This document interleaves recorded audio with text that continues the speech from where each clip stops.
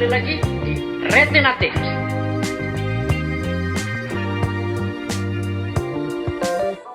Halo, berjumpa lagi dengan saya di Retina Tips. Kali ini kita akan membahas terkait dengan pendirian PT Perorangan. Seperti yang kita ketahui, semenjak tahun 2021, pemerintah sudah menerbitkan Undang-Undang Cipta Kerja, di mana dalam Undang-Undang Cipta Kerja ini terdapat suatu produk hukum baru yang dinamakan dengan PT Perorangan. Apa sih yang dimaksud dengan PT Perorangan? PT Perorangan itu sendiri sebetulnya mengadopsi beberapa prinsip daripada PT pada umumnya, atau dia sebenarnya memiliki kesamaan struktur dengan PT biasa.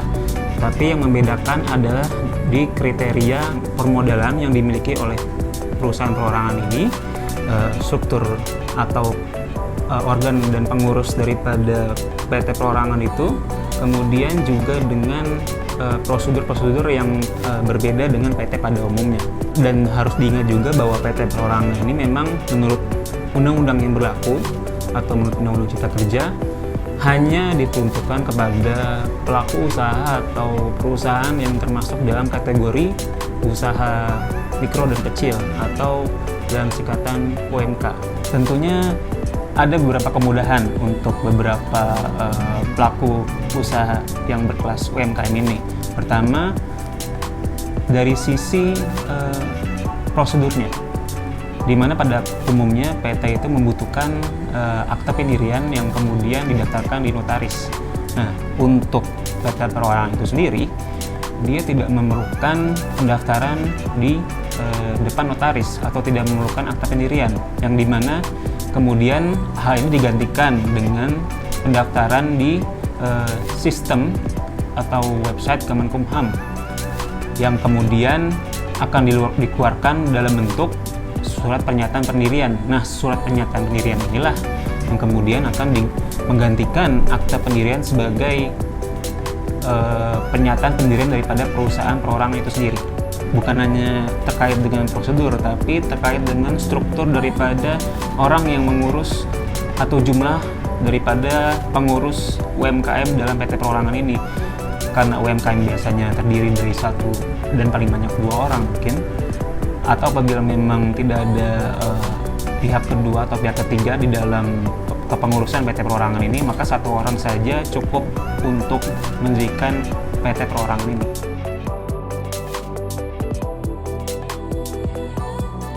Ada beberapa hal yang harus disiapkan sebelum melakukan pendaftaran. Pertama, kamu harus memenuhi kriteria usaha mikro dan kecil atau UMK. Kemudian harus ada hanya 1 pemegang saham atau cuma boleh 1 pemegang saham dalam kriteria perusahaan perorangan ini. Kemudian pendirinya juga harus warga negara Indonesia, minimal berusia 17 tahun, atau pendirinya juga harus cakap hukum.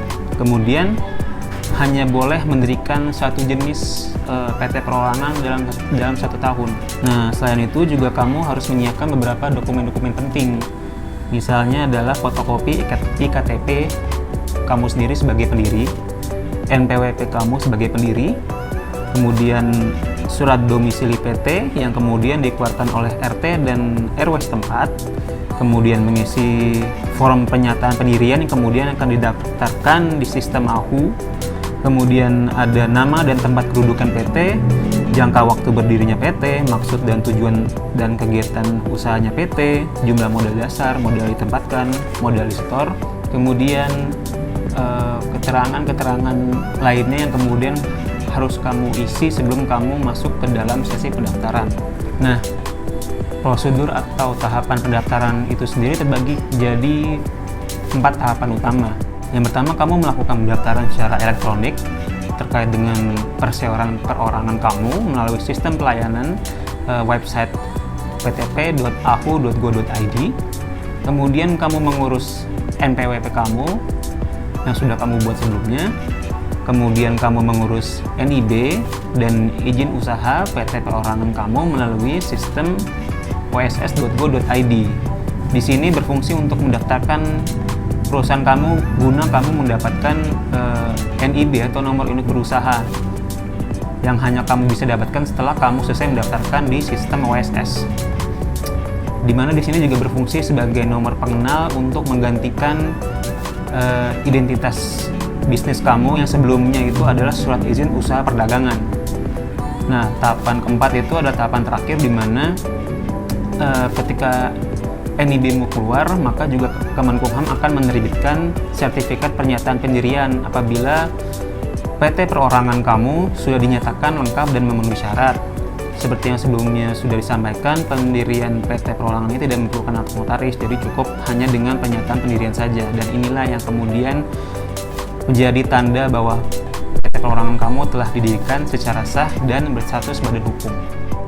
Jadi itu dia teman-teman, sekedar beberapa penjelasan atau pembahasan singkat terkait dengan apa sih yang dimaksud dengan PT perorangan, mengapa PT perorangan dipilih, dan bagaimana prosedur yang harus dilakukan untuk mendaftarkan PT perorangan ini. Untuk kamu yang ingin tahu tips terkait dengan bisnis yang lain, kamu bisa cek akun Instagram kita di retina_business. Sekian dari Retina Tips, saya Ardi dari Retina Business. Sampai jumpa lagi di video selanjutnya. Terima kasih.